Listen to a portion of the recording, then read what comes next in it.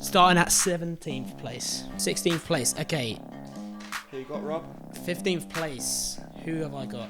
Nice one. 14th place. Okay. 13th place. Should I go on to my 12th then, to mix it up a bit? 12th place. Alright, yes. Let's go for it. 12th Okay. place. My 11th place.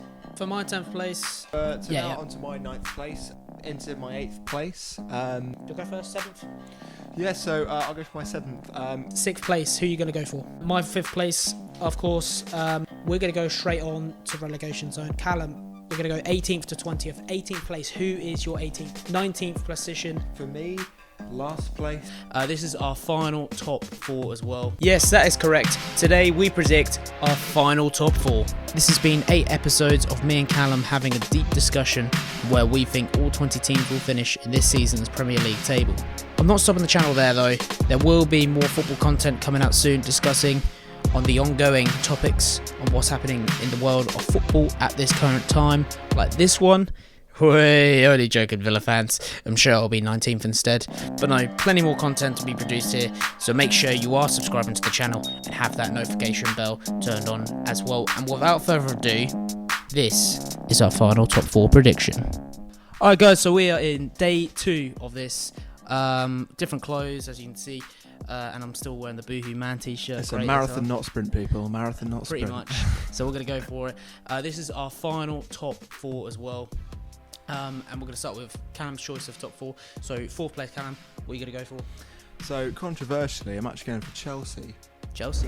Ooh. Yeah, so it's funny actually. I was speaking to someone the other day who's a Chelsea fan, and I told them this, and to start with, they were like, what? Nah, have you seen who was signed? And then they were like, actually, no, to be fair, with who we're up against, that's kind of, I can't see us going any higher.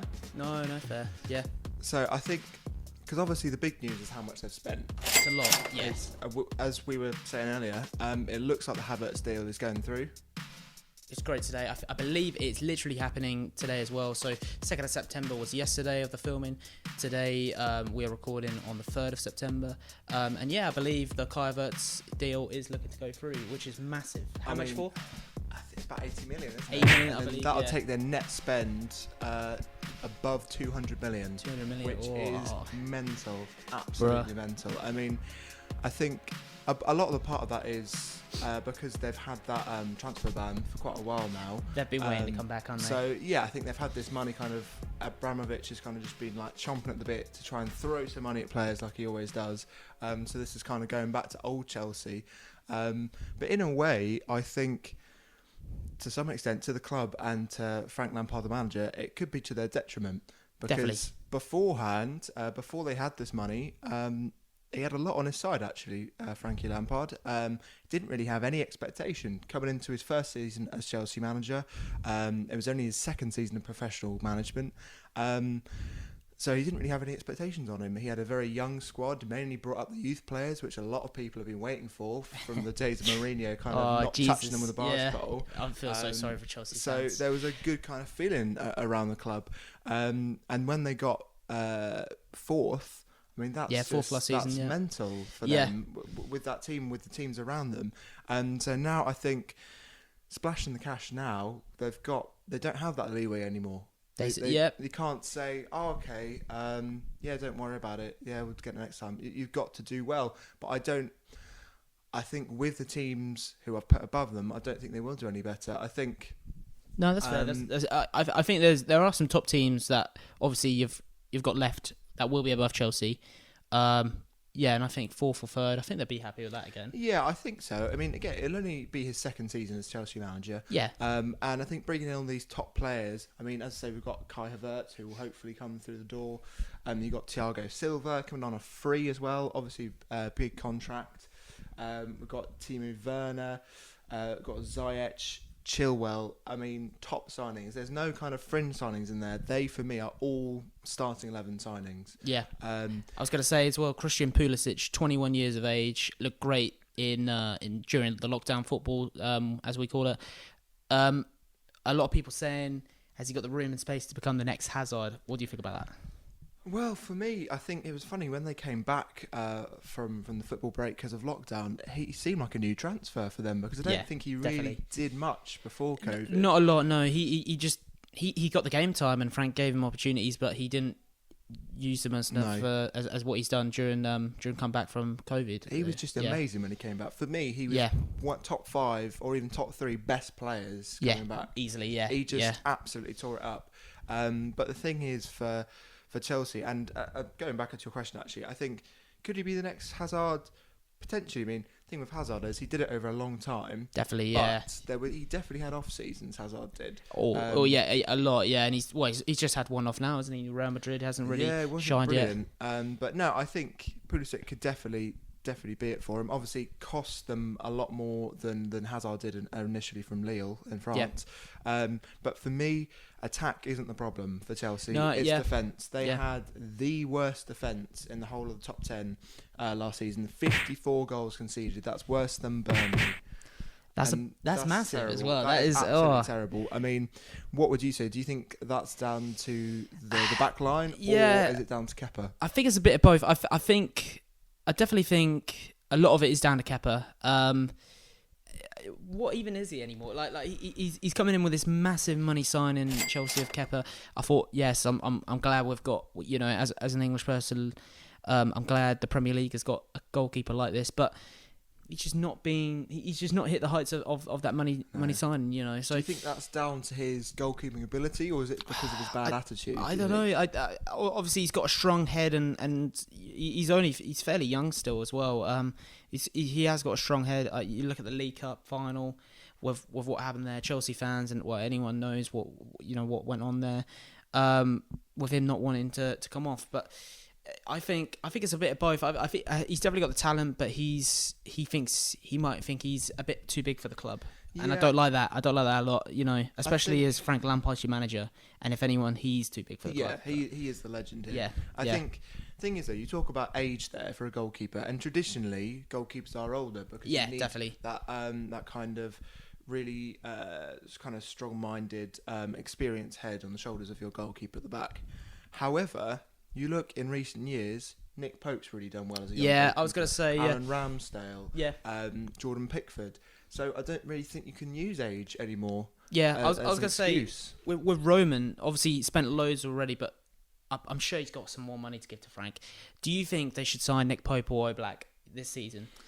And sell Kepa or sell Willy Caballero, Kepa on the bench, Pope or Oblak starting, vice versa? Well, when I spoke about Burnley, I think Pope is a brilliant keeper. I think a lot of it is to do with the way the Burnley play. They're a very defensive team. So I think then when you get into the Chelsea team, which is a bit more expansive and they are a bit leaky in the back, I don't know if he'll do as well. Oblak, though, for me, Oblak's a surefire bet. Obviously, he hasn't been in the Premier League before, but for me, he is top 3, top 2, even top goalkeeper in the world right now. Definitely. I'd agree with that. I hear he might want to leave Atletico, but whether he'd come to England, I do not know. That's another question. Yeah. But yeah, you know what? 4th place, Chelsea. I think that's a fair shout, and I think Chelsea fans, you guys will agree with me. You'll be happy with 4th, so fair enough. All right. So my 4th place isn't Chelsea, and I haven't said them yet. But it's another team, and I think you guys know who it's going to be. They're a team that always used to be top in the early 2000s. Of course, it hasn't happened for a long while now. Of course, it is Man United. They are not going to be happy with you. No, they won't be happy. No. I think when we got back from with the lockdown football, they looked really strong, and I think Ollie is coming the right direction with his club right now. I mentioned with Arsenal earlier about this Liverpool transitional period. I think United are going through the same phase as well. They're having to get rid of this loose weight of Alexis Sanchez and Romelu Lukaku, and they're now building a quality team. I felt that at the time they were signing the players at the best of their ability, at the best positions at the time. With Alexis Sanchez, he was obviously vital for Arsenal, absolutely world class at the time. Hasn't been the same since, but they signed him thinking it was going to work. It didn't. Romelu Lukaku the same, striker upcoming. They thought they'd get goals with him. It didn't really happen too much, and he definitely didn't live up to expectations. But they're now building a quality team, and they're still and these players that are in this team have still got so much years in front of them to still improve. Anthony Martial, and Mason Greenwood, Marcus Rashford. They brought in Bruno Fernandes. He's 26, 27. Of course, he's going to bring experience. He's going to give so much support for these youngsters going on the up front. He changed that team so much. Oh, when massively, he came in, massively. I so thought he was. better. It was weird because I don't think I'd give a signing of the season to someone bought in the January transfer window, but last season I think I'd have to agree. Yeah. Signing of the season was Bruno Fernandes, Well, even though he played half the You season. look at how much a player comes in and changes the club, and no other transfer in recent years actually to me, other than maybe Virgil van Dijk. Yeah. Which again, he was a January signing as well, wasn't he? Believe so. Yeah. I think From there's Saints. no one else other than Van Dijk who's changed the team as much as Bruno Fernandes did. Yeah, definitely. And I think that there is some sort of fact out there that ever since the 1st of February, when the teams had their new January signings, I believe United, if the league was started from the 1st of February till right at the end of June, they would have won the league. Wow. Which is crazy. Or first or second, I believe. Definitely higher from what they finished last season, which was third, which is still brilliant from my point of view, for Man United, And I feel like you're stepping in the right direction right now. Like we say, yeah, Bruno Fernandes, he's bringing positive football to the team. He's a proper leader out there. I see him on the pitch. I see him pointing to these players. I'm seeing him put these players in these positions. Ole Gunnar Solskjaer can literally put his arms up and just rest on the bench. He's got Bruno in his team. And of course, now they're bringing Donny van der Beek. That's going to add so much threat to this United team. 40 million as well. For me, in this current climate, that's a bargain. Definitely. I think he's got so much potential there as well. I'm going to ask you a question now. Who do you think lost more games last season, Man City or Man United? I mean, obviously, City didn't have the best season, but still, I'd say Man United lost more. It was Man City, which I wouldn't have thought was true until I'd done the research in this. Man United lost 8 games last season, whereas Man City lost 9. So it's only that one difference. But still, this Man United team have become a meme, definitely through the whole 2010s. But the 2020s, I think, is going to be a different game for them, and people are going to start respecting them more. They have such a versatile squad as well. If one gets injured, if Marcus Rashford got injured, which has happened at the end of this season, they got Martial to play up front. If Martial gets injured on the left, then they can probably play Rashford or someone like that on the left and put Igalo in. I think this team is so hungry for goals at the moment, and I think they're going in the right direction with Ole. But the thing is, you're saying all these positive things about them. However, you're saying them to finish one place below where they finished last season. Exactly. Why is that? And that is the thing. I think, of course, I've got Chelsea, Liverpool, and Man City all remaining, and I feel that these teams are stronger in more positions. They have stronger depth in a lot of these positions, but of course, it's a big statement putting Man United fourth. I think they'd be happy with that. I feel there's more experience from this Chelsea, Liverpool, and Man City team in the attack-wise than there is for this United team. But what about managers-wise? Don't you? So it's hard, yeah. Ole Gunnar Solskjaer isn't the best manager about. He's no Pep. No, but he has. Comparing them to Chelsea, he's been around longer than Chelsea. He's been managing longer than Chelsea, and he's been managing longer than Frank Lampard, and he's been managing Man United longer than Frank Lampard has managed Chelsea. So don't you think that's going to count for anything? I don't know. I think at the end of the day, it might do, yeah. And I hope I'm wrong. I hope United blow out the window and just finish second this season. It would be, something like that would be great. I think this season might be the ultimate question of will they be breaking out, and I feel a lot of people will be watching United to see them each week because they play nice football. I think they can finish third, definitely. I know I've put them fourth, but I think they can finish third or maybe even higher. But they need to sign some defenders. I know, of course, they've got Upamecano, I believe that's right. Yeah, they've now signed him, which is a great direction, a step in the direction that they need. Maguire, is he enough? Will he be in jail when they open the day of the season? That's the thing. I know, but what's going on there? I look at Victor Lindelof, I'm thinking nothing there, and I'm looking at Eric Bailly, I'm thinking there's nothing there. It's such a shame with Eric Bailly, actually. I had such high hopes for him, and he just hasn't done it. I think maybe there just isn't the right partnership, maybe in the back line at United. Yeah. I mean, other signings, obviously they've been absolutely desperate to get Sancho for ages now. I've seen that, and I don't I'd think love it's that to gonna happen. go through. But no, I can't see it happening. I feel one day Jadon Sancho will go, wow, this German league is not great anymore, and he'll want to leave, and he'll come to England, and he'll be great here. But yeah, there's definitely areas where they've signed, and I don't think they necessarily need.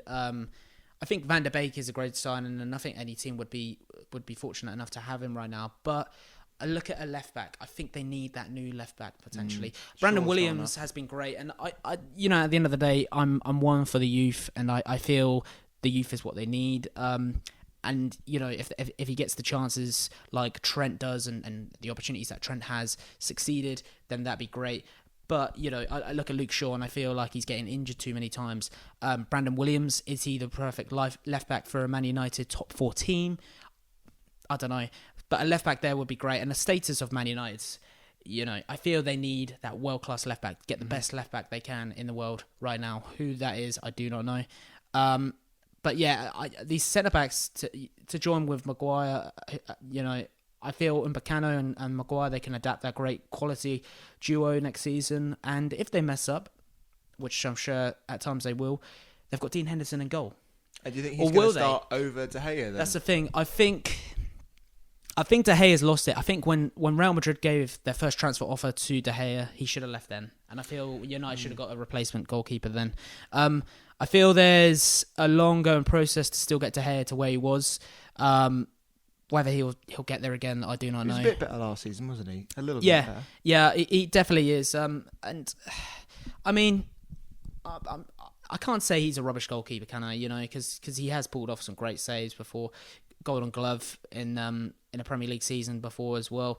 But Dean Henderson, it's their own United Youth Academy talent.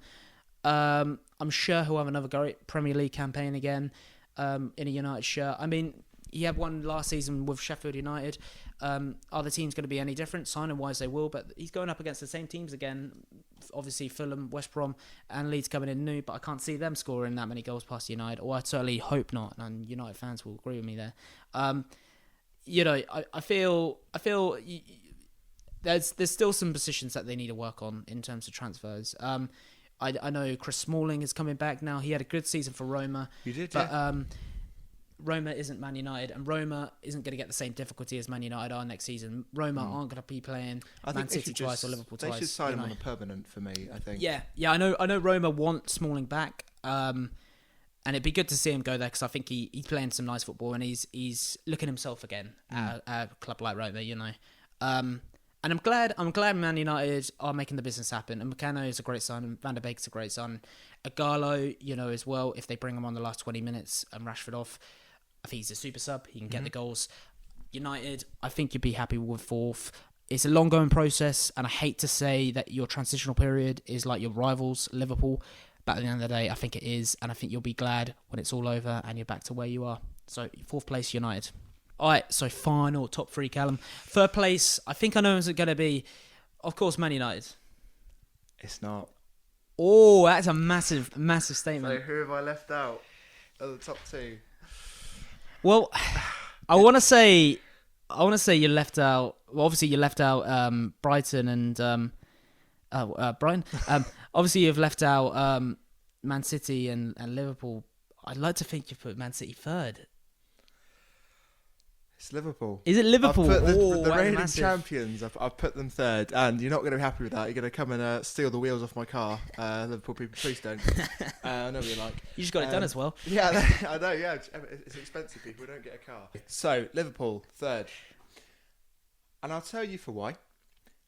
I just think a great man, Alex Ferguson, once said, every time that he was winning the trophies back in the 2000s, every time he did it, he said, I think we need to keep the same squad. You want to keep the core players. However, you need to add a few quality players if you want to try and uphold that title. That's fair, yeah.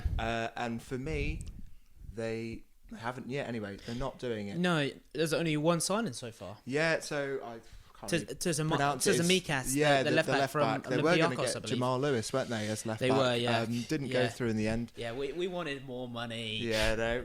10 million isn't enough. I wouldn't have let him go, to be honest. No, I wouldn't. And I saw the 10 million bid, and I'm glad a club, real quickly, you're going off topic, but Norwich, I'm glad they were optimistic and said 10 million's too cheap for him. Yeah, we want more. We're not a selling club anymore. No, yeah, definitely not. Anyway, so they've got the left back in, basically just a backup to Robertson, which I don't think they've really had since Alberto Moreno. Believe so, yeah. So they've needed one of those for a long time. They've got rid of, there's quite a few outgoings. You've got Lallana, Lovren. Thank God Lovren's gone, that piece of rubbish. He wasn't always a bad centre-back, but he's just so up himself. Yeah. So I don't like him. Ajaria, Nathaniel Klein has finally left completely. I can't believe no that. No more loan loan deals. He's actually gone. Yeah. Which I think is such a shame. Obviously, didn't work out for him, did it? Didn't work out. A lot to do with injuries, and Trent coming through as well. But yeah, so he's finally gone. And, why'd you have to be so good, Trent? I know, he's bloody good, isn't he? Oh, I'm so glad he's an English player too. It's bonkers. If we don't win the next major competition with the England talent that we have right now... I'm scratching my head. It's terrible. I'm drinking my Heineken and scratching my head. Exactly. My Heineken's probably gone by that point, but yeah. It's terrible. So they've also got rid of Shrivella as well. But anyway, so they haven't made any massive signings, and I've actually been looking into it.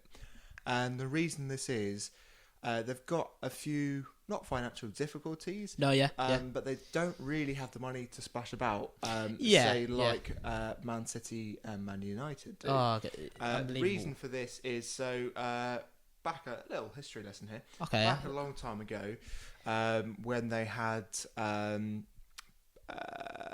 back when they had Rafa Benitez as the manager. Rafa Benitez. So well. Yeah. They got new owners in. And then had Roy Hodgson come in as well. So we had a new owners. Let me just check what they're called. So you remember his name, don't you? The new owner, the American John Henry. John W. Henry. Yeah. So and with his company FSG, they came in and they acquired the club. And the problem is, at the time, this was during the financial meltdown that we had, and so. He had lost a lot of money through this. Yeah. He still was the head of the Red Sox, American football. New York Red Sox, Red Sox. Yeah. Massive club there. Which was worth at the time about 800 million. So it wasn't a poor man. No, but he did not have the money to splash about like Roman Abramovich. I was going to say, because 800 million to Roman Abramovich and the Man City owners, it's pocket change. That is it. And Sheikh Mansour. So basically, him and his company don't really. They can acquire Liverpool, but under the premises of we're not going to be able to chuck money at you like other owners can. So it was all about building a sustainable club. That's what they've done. Getting in Jurgen Klopp, getting rid of bloody Roy Hodgson, and then obviously they brought in Kenny Dalglish. Did a good job, came so close. And then obviously Brendan Rodgers as well. So close to Rodgers, weren't they? I thought that was going to happen. Yeah, it was so close. So Jurgen Klopp comes in, really continues this journey of the real rebuilding of the club. And they've brought in some brilliant players along the years. And then they had that, I can't remember if it is the summer or January transfer window when they bought loads of big players, Fabinho, and Alisson, which are really changed. It was the not this last summer, but I believe the summer before, because obviously their Champions League final against Real Madrid, appalling, Karius and goal. It wasn't great. Alisson then came in, the best goalkeeper they could get at the time. And it's definitely worked out for him. It's definitely worked out. He's changed that club as well. So they come in, and whilst with most clubs and most owners, they can just kind of pay those transfer fees pretty quickly. With Liverpool, because they just don't have that money to splash about, they're still paying that 111 million for those players. What? It's still paying. And yes, they won the Champions League, lots of prize money there. But because of this project they're going through, it's all about putting money into the club and making it sustainable. So that prize money's been spending on upgrading Anfield. It's about upgrading their facilities, putting money towards the city of Liverpool. It's good to be like that. And they're a very community club, aren't they? Yeah, definitely. So that's where the money's gone. So because of all that, they don't have the money to splash about. It's a shame, isn't it? Chelsea do, that Man United do, that City do. So I don't think they've got the money to add in those quality signings. Definitely. To add to their last squad. So by no means I think they're going to be bad this season. I think they're going to be absolutely fantastic. I was going to say, I just can't see them holding the title. They blew everyone away last season.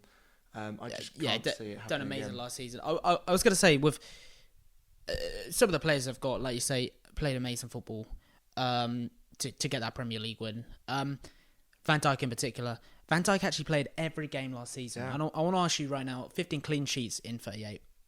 Unbelievable as well. Obviously with the help of Alisson in goal, and other defenders of Trent and Robbo.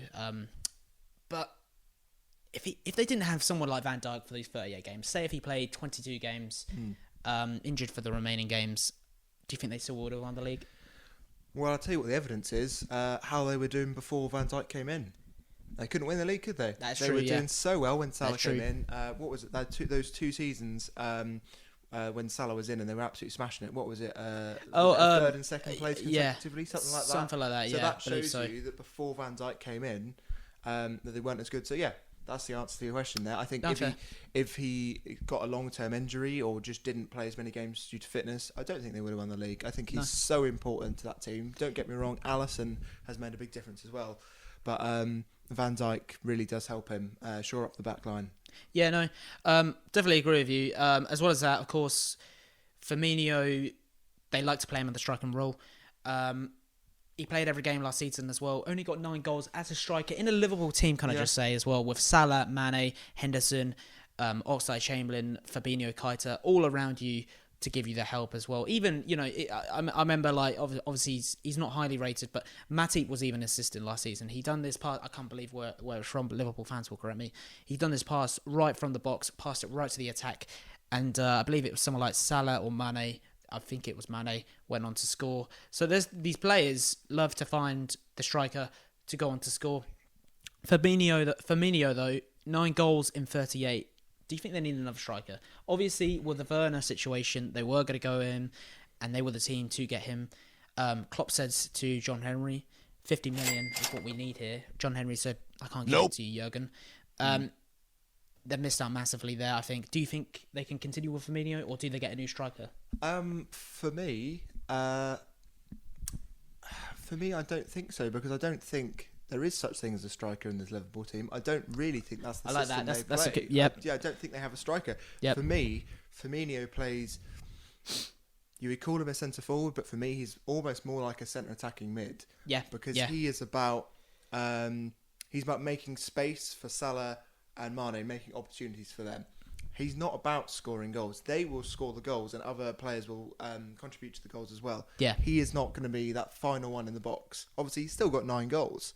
So for someone who's basically a centre attacking mid, that's not a bad return. That isn't bad, no. And they do play a unique way of football. A lot of it is down the wings. In football, they go on massively about going through the middle. It is the hardest way to go through. Messi can do it so easily. That's why he's the greatest in the world. But for Liverpool, they play it down the wings a lot, and it still seems to work for them. Robertson to Mane, Salah, Trent to Salah. They are a team with goal scorers on the wingers, side of things. I think, of course, they've still got Ryan Brewster in the squad as well. Interesting to see what he can do next season too.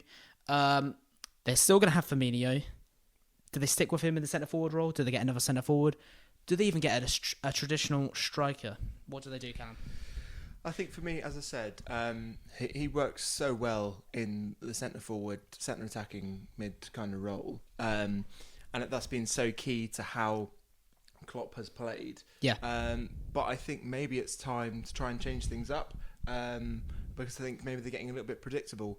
I think if they were to get a new striker, they would have to get rid of Firmino for financial reasons, as I was talking about. And I don't think Liverpool fans would be happy with that. And I don't think Klopp would want that either. I think the prime scenario for them would be to keep Firmino, get an out-and-out striker and be able to rotate the systems. Yeah. And that would be the best way to kind of keep teams guessing, but they just don't have the finances like a Chelsea, a Man United or a Man City to be able to do that. It is a shame to see, and, Fergie is right, the man, the myth, the legend. The only way to retain the league is to invest, to reinvest into the squad. I was going to say, as well as that, Minamino, of course, scored on the Community Shield final, I believe. Yeah. Looking fairly decent, of course. He's a good striker. We can't deny it. But good enough for the Premier League next season. I don't think he's going to be in the starting lineup for me. I think he'll be a sub. Yeah. I don't think he works in the system. He is very different. I mean that's what Klopp said when they first got him. He said he's something that we don't have in the team, and something different, something new. Which is interesting because this is a team with Salah, Mane.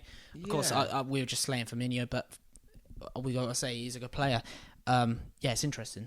Yeah, I think for me the only way that he would get into the starting lineup, he's going to need some experience and some growth anyway. But for me to get into the starting lineup, they would have to either push Firmino forward into that actual further up the field central striking role. Yeah. And then have Minamino behind him as a centre attacking mid, or as I said, you have to get a new striker to play in that role and then have Minamino behind. I think in the system that they play currently, with Firmino in this kind of sitting back, kind of centre forward, almost centre attacking mid role, I don't think Minamino fits in the squad. Okay, yeah, fair enough. I guess the one final question is, this is a team that have just won the Premier League. Final lock-in or third? Is it actually going to be third place? Can you see it? I'm going for third. I think Fair so. enough. I think so. Fair enough. Big statement. So third place, of course, I've got Chelsea, Liverpool, Man City left. And I think Chelsea fans, they finished fourth last season. They're gonna. I believe they will finish third this season, and I think they'll be happy with that. I think they'll take that. Big Frank himself, of course, I feel any fan of Chelsea is in a lucky position right now. They've got their legend as their manager. They've got a great team of players. They're literally playing FIFA 21 career mode as we speak early. They've signed Havertz, they've signed Werner, they've signed Thiago Silva. What's going on? The money is here now. They can sign players. It's great to see. Chelsea are back. I hope that's not a Rio Ferdinand moment where I said Man United are back. He's doing it. He's doing his thing. Man United are back. Frank Lampard has a class side, and he's building a class side naturally, organically from the youth, and also signing these world-class players as well. The biggest problem for me, and I think everyone will agree with me on this one, whatever fan you are, Kepa. What is going on? Of course, we mentioned when you said about Chelsea, Kepa Arrizabalaga. He's the piece. This world-class keeper is the piece that Chelsea are missing. Kepa had a 54.5% save percentage last season, and that is the worst out of any keeper last season in the Premier League. I'm sure Roman's still got some money to give to Frank and go, here you go, Frank. Let's get a goalkeeper in. That's a lot of new signings. I mean, already it is a lot of new signings, and I just don't think. I think they need a new keeper, but maybe it's not the right time. I think they're not. This team already has the risk of not gelling. Yeah. Another one as well, and all that money in one transfer window. What if it doesn't work? It's a lot. Spend all that money. Yeah, no, I'm not a massive. I haven't really got the massive knowledge about it, but whether they break the financial fair play rule at that point or not, I do not know. But I believe if they can somewhat and fairly get Nick Pope or Oblak or some keeper at that kind of potential level or at that level already, they might be able to then fight for the title, and maybe I put them in second or, dare I say, even first. I don't think they're at that level yet. I think for me, no. For me, it would be good to see them in a title race next season. I think certainly the season afterwards is when things need to get really serious, but particularly next season. Yeah. I think that they need to be going for it. You talk about Super Frank Lampard and being a good manager. Do you actually think that he is a world-class manager and as good a manager as Chelsea is, or do you think that, say, someone very similar to him, Scott Parker, an ex-player, he's now coming into his second full year of management. Do you think he's actually any better than Scott Parker? Do you just think it's to do with the size of the club and the money and players that he has behind him? It's a good question. If he was at a at Fulham, let's say, and Scott Parker was at Chelsea, then maybe would be saying Lampard. Scott Parker's a better manager than Lampard.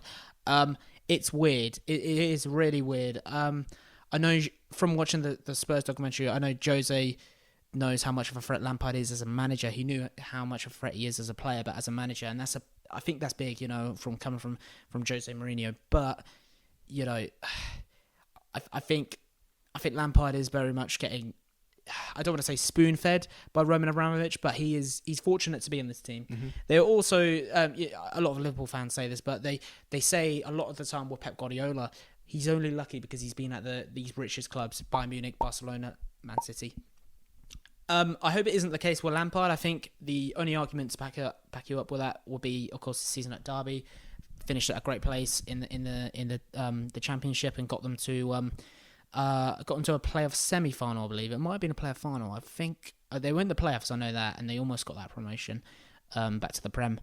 But I think Lampard's still in that learning phase. It's literally like going to a kid, okay, your first day of school today is at Cambridge University. Yeah. It's literally saying that to them, But he's fortunate with these signings. He's fortunate to have that money from Roman, definitely.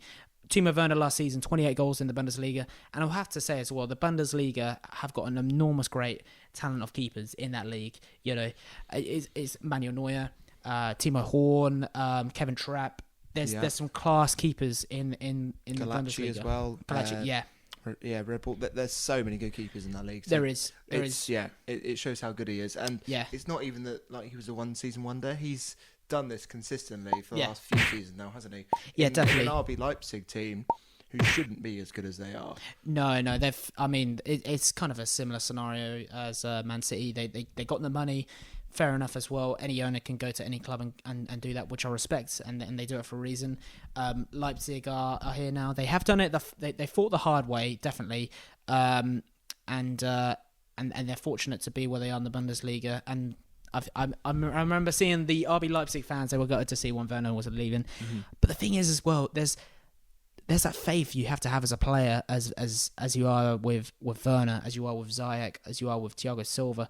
Thiago Silva in particular, an old defender now. He's a senior player for sure, has been for many years.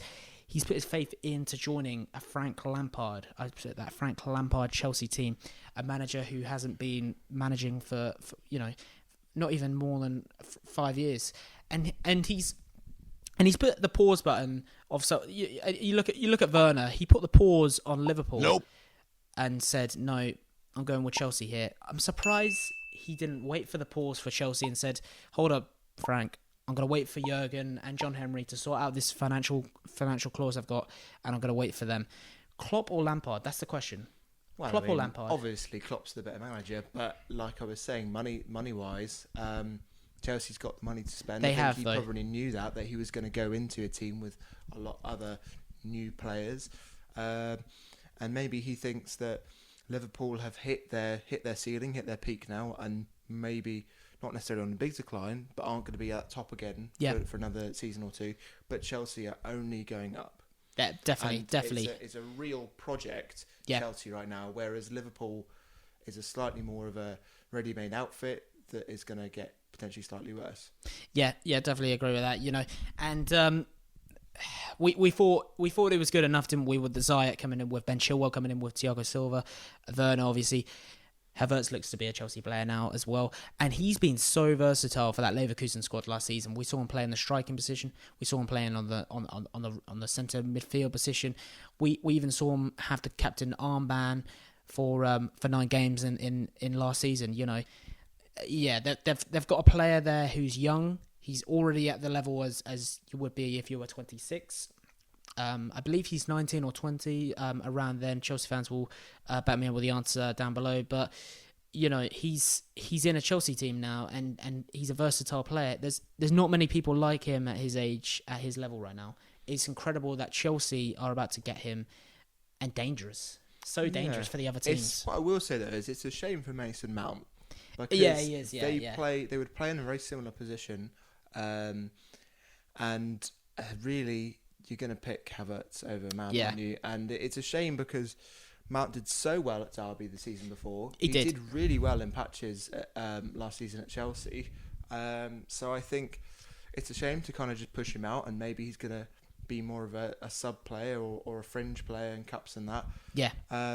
Who knows? Maybe Frank will still have the faith in Mount. Maybe I hope he'll so. Play Havertz in a different position to Mount and still play Mount. I don't know. But for me, they're pretty similar players. Yeah. And if you're just looking at quality, you'd put Havertz over Mount. Definitely, yeah. And I thought this season can be a make or break season for Mason Mount, but of course, will it even be a make or break season? Will it even be a season where he's even featured in the team with Havertz now coming in? But of course, it still could be a make or break for Tomori, for Reece James, Billy Gilmore, very young lad he is, but played well in that FA Cup game against Liverpool. As well as that, of course, lockdown football has been great for Christian Pulisic. I mentioned him a lot when you were speaking about Chelsea. I thought he looked great in the Liverpool 5-3 game. Okay, Chelsea didn't win it, but they were going against a Liverpool team that were ready to get the title that same night, and they put 3 goals past them as well, with Van Dijk, of course, in the defence. Yeah, it's a dangerous team right now for Chelsea, and I do think that danger will shine above Man United. It will shine above Arsenal. It will shine above Spurs and Leicester, and you'll be able to get third place. Will it be enough to shine above Liverpool? That's a question. Will it be enough to shine above Man City? That's another question as well. I don't think that yet. But third place, fourth last season, third place now, second or first in the 2021-22 season. Potentially, who knows? But that is my locked-in answer for third place, Chelsea Football Club. So fourth place, third place, both have been done. We've only got second and first left of this big old speech. Crunch time. Pretty much, we're going to go for your second place prediction.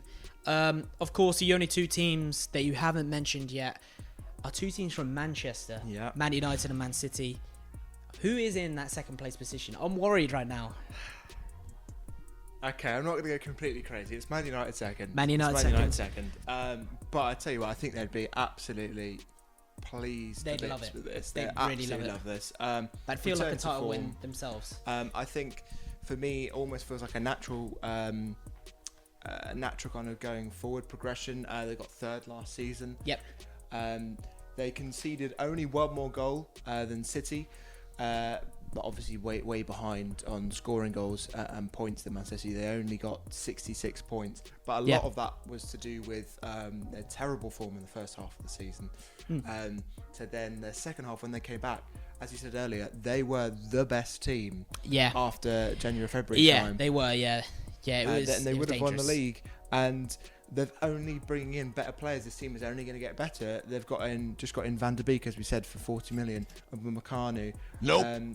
I just think the team that I saw in that second half of the season are really dangerous. They're such a good team. I don't think Ollie is the best manager in the world. No. But I think he's what Man United need right now. As I said loads of times before, is that buzz of having an ex-player back. It just makes people feel good around the club. Yeah. Often doesn't work out. It is currently kind of working out here. Last season, Rashford 17 goals, 7 assists. Martial 17 goals, 6 assists. Rashford, not only is he a brilliant player at the moment through Black Lives Matter and also through school meals with COVID-19. I see that, been a real hero, see that in the news recently, Real hero. Yeah. So, brilliant man. One day I'd like to see him have the captain armband. Oh, I love that, yeah. I think that would be brilliant for the club. Well deserved. I think they've just got to continue where they left off, really. If they can continue with that form, for me, they do go above Liverpool. Yeah. I think, it's going to be a lot to do with what goalkeeper they pick, actually, whether they go for Henderson or whether they go with David De Gea.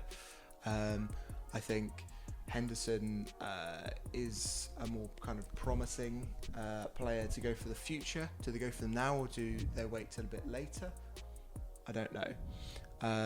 But I think in terms of talent, pure talent, maybe you'd still say David De Gea, maybe. It's hard. Look at how much more work Henderson had to do than Man United, than David De Gea last season. Yeah. So many saves, and his save percentage was better than David De Gea, I believe.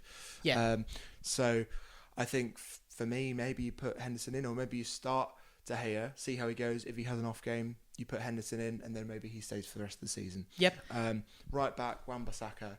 Oh, Fantastic. he was Fantastic. like, if it wasn't, if Fernandes never signed for United, I would have put as Wan-Bissaka being United's season, United signing of the season last season.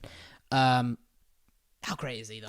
He is fantastic. He's so good, and to show how good he is, I was watching a video about this rivalry that him and Raheem Sterling have. And obviously we know how good a season Raheem Sterling had last season. Yeah. And a lot of the time, last season, Wan-Bissaka actually came off above him. Actually, really had him in his back pocket in the games. I just think the pace and power that he has, and where's he come from as well? That one season at Crystal Palace, that's all he had. Yeah, that's crazy. Yeah, amazing. And that might show itself how much of an influence Solskjaer is. You know, a lot of people have made him into a bit of a meme, and they've definitely laughed at him a lot. But you know, Wan-Bissaka one season at Palace, which was the make or break. United signed him. I thought interesting. You know, he's just had one good season, not any more than that, and he looks like a real strong right back. And for me, I've always said, well, I've certainly said this season, just gone, that Trent is a good right wing back. But Wan-Bissaka is the better right back. I think Wan-Bissaka's more stronger. He's got that more aggression, like the high aggression above Trent. He's a little bit more defensively minded. He definitely, yeah. But it's nice to see him that, you know, other players as well that Solskjaer has been working on this season massively. Lingard in particular. Okay, he hasn't been in too many games. There was actually someone put a bet in that he wouldn't score or assist in the entire season, and he was going to get I think it was something like 300 quid or something like that. It might not be that high. But what did Lingard do? He shushed the haters and he scored right at the end of... Yeah. I'm pretty sure it was the last kick of the ball of the season just gone. Mm-hmm. He scored right at the end. I can't believe... I can't think that United were playing that game now. But Lingard, yeah, he's a work in progress. Obviously, I know he's had to be there for his mum a lot, which I respect. Yeah. Family comes first, definitely. But Lingard, yeah. Do you think he can really shine this season? Do you think he can come back? Of course, he's getting on a bit now, 27, I believe. Yeah, well, this is the thing. You say he's a work in progress. I don't know if you can even call him that anymore. Yeah. I think when you get to this age, this is supposed to be your prime years. You can't be kind of getting okay now and say, oh, okay, maybe next year. This has got to be your best years now. Definitely. And for me, yeah, in his personal life, obviously that's not going to be helping his form. But I don't think he's good enough for this team, personally. I think you only bring depth, I think. At the moment. I think this is it, really, which is what they're going to need with the games being closely packed together in this new season. Yeah. But no, I think they're going to need maybe a new player on the right, maybe Man United. If they're playing, say if they play, either if they play Martial there and Rashford up top, or Rashford there, Martial there. Who do you play on the right if you're playing? Two words come to my mind, and of course, I don't think United, it won't happen. Jadon Sancho, though, I don't think it's going to happen. Well, but that is the dream signing. I know. A couple of seasons ago, it was Gareth Bale they were interested in, and I think he'd love to leave Real Madrid when he gets that right move. And of course, Mason Green was playing there. He looked pretty strong last season. Yeah. Would you continue using him? I think he works really well. I think it's a lot of pressure to put on him as a first-team player to carry the team, obviously, but you can say that about Rashford. They've done that to Rashford, and boy, has he done well. Oh, massively, yeah. But I think for me, they probably need... Daniel James did well at the start of last season. Yeah. But when they became a really high-quality team, Daniel James didn't really fit in with them. No, it was a shame, wasn't it? Because I thought... This lad could, he's still young, but this lad could really shine, and he hasn't. No, I think... it shows the difficulty in the Premier League, doesn't it? Yeah, I think for me, they need to kind of sort that role. It'd be great if they could get Sancho. I don't see it happening. Yeah. Obviously, as I say, they got Donny van der Beek. Another player that they were looking at is Thiago Alcantara. We didn't talk about him. Okay, Liverpool. Yeah. Doesn't look like Liverpool, due to their financial situation, are necessarily going to be able to get them. Do United do the one over their rivalry and get him? Exactly. It's a very United thing to do, isn't it? LOL! You know what? Fair enough. Second place, third last season. I mean, I'm going to do what I said with Chelsea again. Third last season, second this season. Title next season, who knows? That's a big call, what they though. want. Big call, yeah. So, your second place, United. Of course, we now know your first place will be Man City. I've only got 2 teams left. The 2 teams that finished top 2 last season, Liverpool and Man City. Is it going to be Liverpool top? Is it going to be Man City second again? I think it will be the opposite way round. I think Liverpool will finish second and Man City will finish top. And to be fair, I'll try and keep this short, but Liverpool don't have the depth. They don't have the money, and you need the money to create the depth of getting these additional players in. They Andrew Robertson, he can't do it all himself, but he they've got the backup up to Tsimikas now. It's great. But I'm looking at the right back position. I'm thinking, who have you got instead of Trent? I'm looking at the right wing position. I'm thinking, who have you got instead of Salah? I know and I believe Shaqiri is still there. He might not be. Liverpool fans can correct me that. But I'm also looking at the centre back role. I'm thinking, who do you have? You don't have anyone as good as Van Dijk at the moment in the world at that centre back role. But who do you have at that great quality? Well, Lovren's gone, hasn't he? So who else have you got? Exactly. You've got Joe Gomez. Exactly. And you've got Matip. But that's those 2 playing with Van Dijk out. Of course, then at that point, and there's probably someone I'm forgetting about. They'll probably get a youngster on the bench at that point. But it's dangerous, And I think Liverpool. I don't want to put a shame in your title last season, at all. But I will say you were lucky in some extent. Man City had the injury of Laporte. They put in Otamendi. And as much as I loved that Norwich 3-2 win over Man City were playing with Otamendi that day. Otamendi had an absolute rubbish game. They were lucky not to get those injuries last season, Liverpool. That's why earlier I asked, could you imagine Van Dijk not being in the team last season? Would they have finished top? I do not know. And I think they would have perhaps been close to winning the title. I think they might have probably just done it. But the problem for me is this board, that they've said, the board have said must sell before he's allowed to buy. They've said that to Klopp. We must sell before he's allowed to buy. The thing is, Callum, though, they've sold at this point and they still aren't buying. And Thiago Alcantara, of course, he was linked with Liverpool. He still is linked. Not strongly enough anymore because the money isn't seeming to be here for Liverpool. But I think it'd be a great side for them. The Bayern and PSG Champions League final, I was going to ask you, stat-wise, who do you think was the best player? You would have perhaps assumed Lewandowski, maybe even the goal scorer. I believe it was Kingsley Coman. I believe. Kingsley Coman, yeah. But bit of a boring game, kind of. It was a very boring game, yeah. But Thiago will take this. He was the best player in the Champions League stat-wise. 85 passes, 7 ball recoveries, 3 tackles, 2 interceptions, and 2 chances created. They were the most out of any other player in that game. He's more than any other. That was more than any other player. The issue, of course, with this Liverpool team this season to retain this title will be money. Man City, of course, with as you guys know now, Man City is who we think will win the title. With or without Messi, I think they can do it. We'll get onto that shortly soon. But Liverpool, I think slightly lucky last season in some ways. I thought they did play nice football, and I think it's been a shame with this coronavirus pandemic financially for the Reds. It's hit them massively, and I know they had to furlough a lot of stuff. It's why they pulled out of the Werner transfer as well, which I thought they could need this season. I thought if they had Werner, maybe I would have put them top. I do not know. But yeah, Salah 19 goals in 34 games. Trent Alexander-Arnold 13 assists in 38. Can I just say on that? Do you remember a few years ago when Ozil got, what did he finish the season with? 8 assists? Something like that, yeah. And everyone was all like the memes, can I assist you? Yeah. Whack up to the... get 13 assists, mate. That is mental. Yeah. How Arnold has done that. From the right back position, he's completely revolutionised what that role can be now. It's crazy. 'Cause if I said to you, this player got 13 assists in 38 games, you're instantly thinking of a right winger, left winger, centre mid. Yeah. But it's a right back here, and it's because Liverpool play that unique football. There's no one like Andrew Robertson and Trent Alexander-Arnold at the moment, and the same with, in some extent, Mane or Salah. But however, I will say definitely that Andrew Robertson and Trent Alexander-Arnold are unique.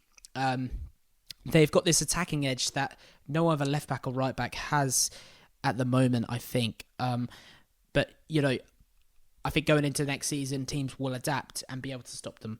We're gonna get a season where we have Upamecano. We're gonna get a season where we have these new goalkeepers coming in. It's dangerous, And I think a midfielder who can score and assist would be great for Liverpool, just to play a new style of football. Perhaps play more in the middle next season. Thiago Alcantara in that team would be such a great use for them. Henderson and Keita and Ox, they can't do it all themselves in that midfield. Depth wise, they're great to have, and I think they'll have to rely on those players if they looking like they won't be able to make those signings. Say for instance Salah comes out, do they play Ox on the right? Some of the games I do not know, but they've got a team that can definitely score and assist. Maybe next season, it would be, I think they'd be fortunate just to have a Champions League title and not a Premier League title. That would be still a great season, as good as the season we've just seen them in. But yeah, I think Man City just have that a little bit better, and we're gonna move on to Man City now, because obviously we've both agreed on Man City to win the title next season. So Pep Guardiola's side, second last season, 81 points, 26 wins, 3 draws, 9 defeats. The team scored 102 goals, and if I'm corrected, I'll just have a little look real quick. It was way more than Liverpool. Yeah. Liverpool scored 85 goals last season, so it just goes to show. They're realising that they are missing that backup. And what have they done straight away? They've signed people. They looked at Laporte getting injured last season. They thought, oh God, all our last player is Otamendi. They had is that enough? It wasn't enough. Big problems. Who they got? Nathan Ake from Bournemouth. 40 million as well. Bournemouth have got a lot of money there just for Ake, a championship team. Do you think he's enough though? Because I don't know. I think he's a good centre back, but you're getting in a relegated centre back to be your next big player. Yeah, and spending 40 million on him as well. It's a lot. Yeah, it's I don't know if it will be. Of course, they've got that massive link to Napoli's Koulibaly, which I think would be an amazing sign. I think if they got Koulibaly, I think at that point I'd have to go. I think they'll win the league. I just think, and I'm saying it now. I think they will win the league. But I just think, especially a certain someone that we're talking about a little bit later, that might come in as a transfer. Surely you can't get Koulibaly and that certain someone. You wouldn't afford financial fair play has got to come in here somewhere. It literally is. It's absolute robbery if that certain someone leaves on a free. But yeah, financial fair play have of course been Man City's problem before. They've got everything that a club hasn't got in terms of they've got more money, they've got that stadium facility. Have you seen their training pitch, which is where the Man City women play on? It's literally it's the same size as almost like Bournemouth's ground. It's crazy. They've got the size and what this revolutionised Man City that have gone on for ages now has been quality. Will they get another Premier League title with Pep? I think they will next season. We all know Man City have high standards and objectives to me. Another defender, like you said, I think will be needed though. Koulibaly for 60 million. Can they squeeze that in there with what they've got so far? And of course, a certain someone is another way. But I have to ask you, of course, that certain someone is Lionel Messi.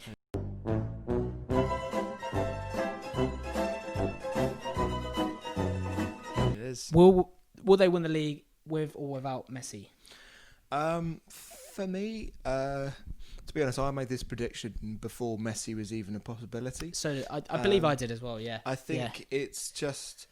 You were talking about the goals that they scored and how many more they scored than Liverpool. I think what they had last season was Liverpool were until the lockdown, they were consistently good. They were scoring lots of goals, but they were just consistently good and scoring a consistent amount of goals.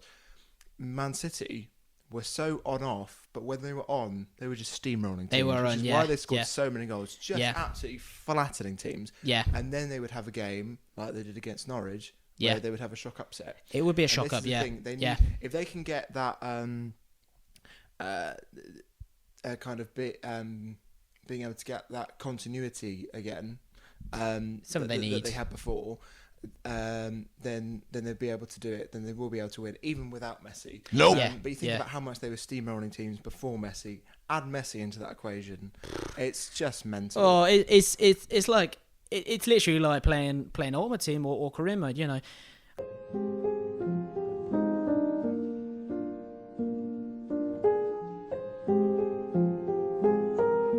Would you rather have?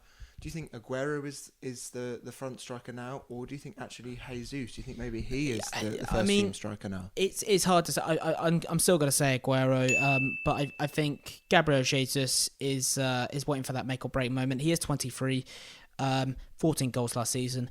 Only 2 less than Aguero, and he got 7 assists. Yeah, and Aguero only got 1. Yeah, so true. Contributed to more goals. It does, yeah, and I think Gabriel Jesus. I think at one point Aguero's going to go. Here's the torch. It's now your time to shine. You know, get that final goal in a Premier League game against QPR. You know, I think Gabriel Jesus up front though, or even Messi, they'd feel valued of what they've got around. Sterling 20 goals last season in 33. What a transition! Can I just say from when he did when Pep brought him in. He just was not good enough to start with Sterling, was he? Not. That kind of, what was it, first season and a half? Yeah. But then he just absolutely, the last, 2 seasons now, 3, probably 3 seasons now, actually. He's just been amazing. For me, probably next to Harry Kane, probably the best English player. I'd say at the moment, definitely. Like Jadon Sancho battling that, but Sterling, incredible. Sterling is up there. Yeah, I'd actually, I want to say Sterling is the best English player right now. I think, in my opinion. Really? Yeah, that's a big statement. I know. And brilliant for him as well, for how much stick that he's got from England fans, from Man City fans. Yeah. I think obviously so much to do with racism as well. Yeah, he's just putting the naysayers, just shutting them down. He's just been amazing. Yeah. Absolutely fantastic. I mentioned him a couple of times. What do you think of Phil Foden? 5 goals in 23 games last season. He looked great in lockdown. Do you think he'll have much of a position in Pep's plans going into this season? I think it's very bold of him not to go on loan somewhere. I think many other players would have gone on loan and said, right, okay, I look at this Man City team, where on earth am I going to get in there? For him, for the last few seasons, he's backed himself. He said, no, you know what? Yes, I'm not going to be first team, but I'm going to get in this team either as a sub or in cup games, and that's good enough for me because I want to be in a team that wins games and that wins trophies, which they do. Yeah. I think if it was me, I probably would have gone on loan. I just think he needs an education somewhere else. I mean, you could say even on the bench or even in the reserves, a Man City education with Pep as your boss is better than actually playing in a first team somewhere else. It's crazy. Can he get in, especially with Messi coming in as well? I don't know what his chances are. No, but it's enough. Yeah, it's like it's weird for me to even say this, but you know. I would have put Phil Foden on loan to Spurs maybe last season. You know, of course he proved me wrong in the end and got the games and looked incredible last season. But it just shows the level Man City are at. Spurs are required or suggested as a top 6 team. You know, some people will disagree with that, but they did finish in the top 6 last season. But that's just the level Man City are at now. If I said 20 years ago, I put that person on loan from Man City to Spurs, you'd have to think this player at Man City would be class, world class, like Aguero kind of level. But Man City are at a different level to any other team in the Premier League now, and they were at a different level last season than any other team in the Premier League, even though Liverpool finished above them. Winning the Premier League this season is going to be a funny, weird season again. A lot of will fans be in the stadium or not? Yeah. Do you think they can do it? There's a lot of games for the Man City to play. They've just finished. I guess they were playing a competitive game in a month where they should be playing pre-season football. Yeah. Well, do you think they'll be ready?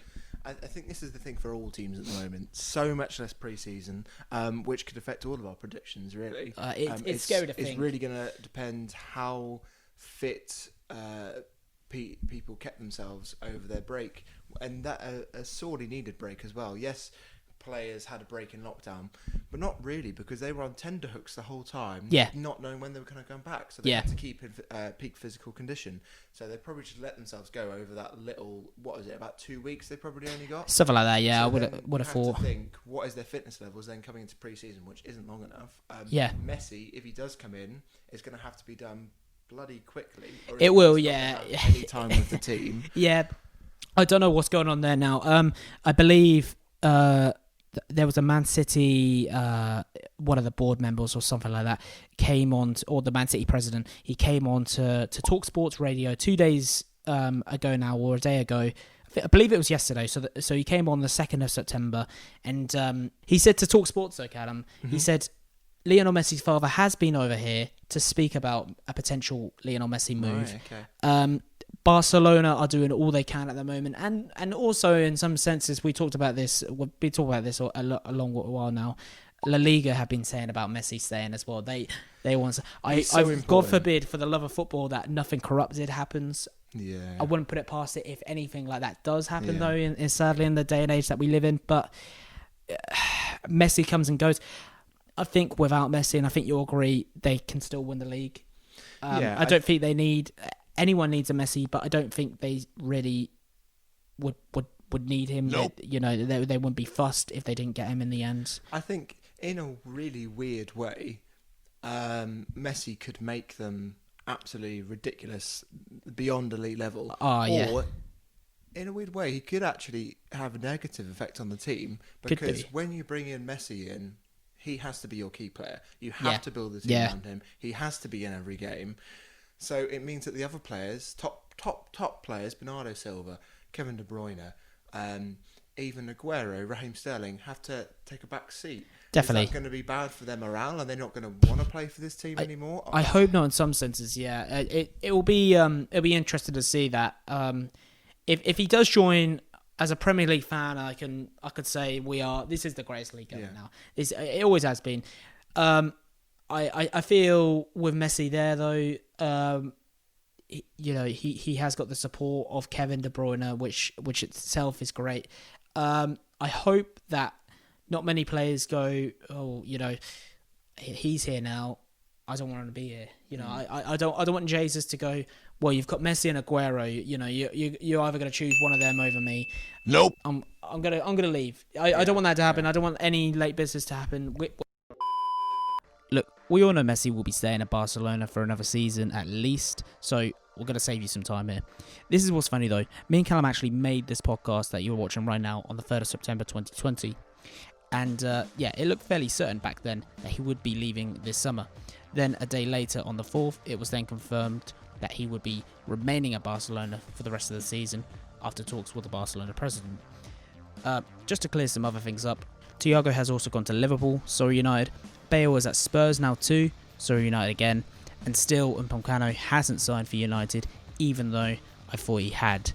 I'm sorry to say again. None of these have or even will happen, even though we spoke about them as if they would. But me and Callum can both agree that with or without Messi, Man City will win the league, or we certainly think they will this season. Anyway, you've gone over an hour, Rob. Let's wrap this up, mate. Everyone's bored. I think the difference here, and overall, just finishing up, Man City's depth, Liverpool's depth. We can agree on that. It's there. Yeah, no, it's definitely depth, and it's about the money, isn't it? Like we said, when you have Sheikh Mansour behind you, you can do literally whatever you want. Yeah. And then when you partner that with a manager who knows what he wants in a player, but even if he had Norwich's team, we'd definitely still be up, and we'd be 10th. Definitely. Europa League. Just that combined, for me, they're definitely winning the league. They're in a better situation than Liverpool. They wouldn't have been as financially hit as Liverpool were. Yeah. And playing in an empty stadium, well, they do that most weeks anyway. I feel they do. So it's not really going to be. It's not going to be affecting them as much. They call it the empty ad stadium, don't they? Exactly. Exactly. Yeah, like I said, just finish up. Man City, they won all their last 5 games in the Premier League last season. No other team done that. Of course, they came out of a semi-final. I think the momentum will be there. The momentum will shine all the way to the top for these players to finish next season. All 20 teams are done. All 20 teams are predicted and finished. It's crazy where it's been. Of course, today is the 3rd of September. 5th of October is when the transfer window will close. Some of you guys will feel pleased where we've put your team. Some of you won't at all. But at the end of the day, 3 teams have to go down, Callum. One team has to win the league. Different places like that. So, yeah, I think we could agree on that.